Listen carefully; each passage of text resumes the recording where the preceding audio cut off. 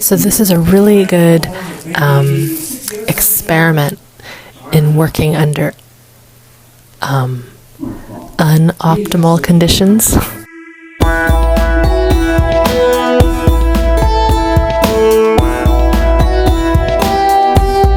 I'm actually having a really big deja vu right now, so I'm obviously supposed to be filming this. I've got my in-laws downstairs and my husband, and they're watching a fish called Wanda. So there's a lot of ruckus. So I'm trying to drown it out with my headphones, but I can't. But yeah, I've got papers, I've got some things to do for my course. And I'm getting distracted by YouTube because I just am. I've got some hot apple cider from Christmas still. There's a little bit of whiskey in there. But yeah, I've got to get this stuff done for like tomorrow. So I'm going to connect with my body, turn on some music that's going to drown out the fish called Wanda, and we'll see how it goes. Anyway. And I'm playing with my new toy, the selfie stick. It's pretty cool. So yeah, and I'm even sitting in the loft where I never work because, well, my workstation has been taken over by in-laws for the last few days, as has our bedroom. So right now, my husband and I, we have clothes on the floor, clothes hanging up. It's less than ideal. But I teach this stuff, so I should be okay. All right, time to go. Time to get this handout done for my people, for my course, because I love them, and I need to get this for them. Okay, back to the cider, back to the work.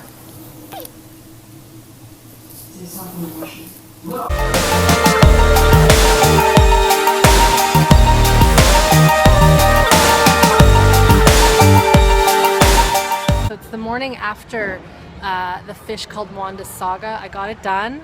I pulled in my resources and figured out how to get that done with some really loud music in my ears so I wouldn't be distracted by the talking and the movie, because it is a good movie. I actually watched the first hour of it, but I had to pull myself away because if I had stayed the whole time I would have been absolutely exhausted.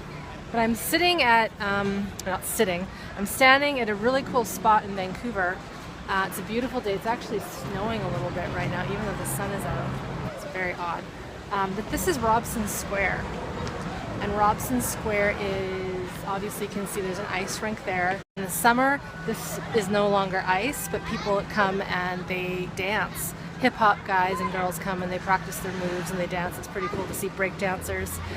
So if you're ever in Vancouver and you want to see some break dancing in the summer, this is where you come. Little bit of trivia there. But I'm heading to my office. I've got some clients today. It's back into full work mode this week.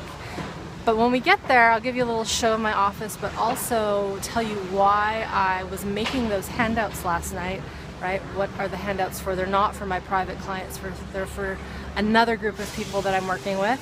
So I'm gonna keep walking. It's about another 20 minutes and I'll show you my office. See you soon.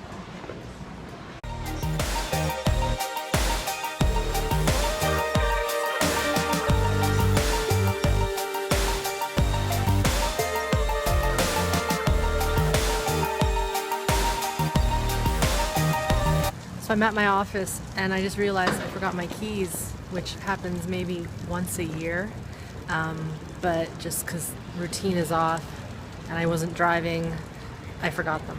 So Seth and his son Java are dropping them off for me. They're here right now.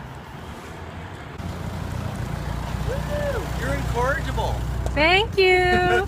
Can I? Oh, good. The fob's on there. It's on there. Got him. Have fun and spoon. Woo, woo, woo.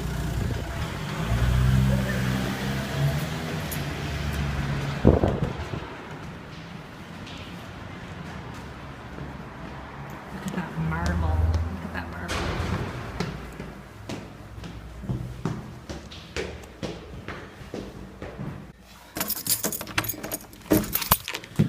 Okay, we are here. So here's where I work when I see people. It's pretty basic, but it's lovely. Table, couch, trampoline.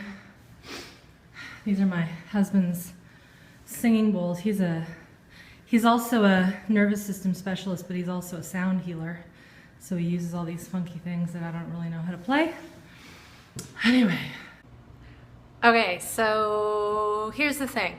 I was making that handout last night because in addition to working with people one-on-one, one of the things I'm really hitting hard these days, it's my online work, my group work, the classes that I run online. And what I've realized is that those people that work with me privately, they do way better when they are doing some form of self-study. And I've obviously been playing with this for quite a few years.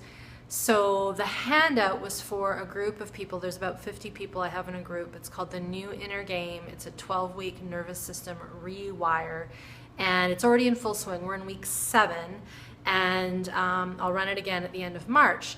But what it really shows to me is that we cannot just go and show up at a therapist's office, at a massage therapy, acupuncture, naturopath, however it is that you're choosing to heal. You can't just go show up and be there for an hour and then leave and then forget about everything. There needs to be not just practice in terms of being aware that you're wanting to make change, but diligent actual study, self-study, where you're learning some theory about yourself, your body, your physiology, your stress responses, but also practicing like as if you were to go to a yoga class or a meditation class. What I teach is very different. It's blending things like the Feldenkrais work that was developed by Dr. Moshe Feldenkrais, which is kind of like it is a very sophisticated form of mind-body neuroplasticity work. And then the other is something called somatic experiencing, which is all about healing trauma at the body level. It's really the body, mind, environment level. So that's what I wanted to just sort of end this with, is that we really need to not only do one-on-one work if that's what we're choosing to do with our healing, but we also have to find sources of self-study where we're kind of like if you're learning a new language, you don't just do it once a week for an hour. You've got to continually bring it into your life, practice it, live it, eat it, sleep it, all that kind of stuff. And then once you have the language down pat, you don't have to study it as much. So that's the thing, is when you put in the work at the beginning, you need less of it as time goes on. So that's what I have for you today. If you like what I'm doing here, this is new for me, combining some footage of my life, my teaching. We call it a vlog. Let me know, give me some feedback, give me some questions, thumbs up, thumbs down, whatever, comment. I'd love to hear from you. I want to do more of these in the new year. I used to be really into photography when I was a kid. I used to develop my own pictures and all that sort of stuff. But I'm not really into just picture taking anymore, so this might be my next burst of creative juice, where I blend a little bit of my teaching with a little bit of life, good old life into it. And I've got so many stories to tell and teachings to give you. So take very good care, and we will see you next time.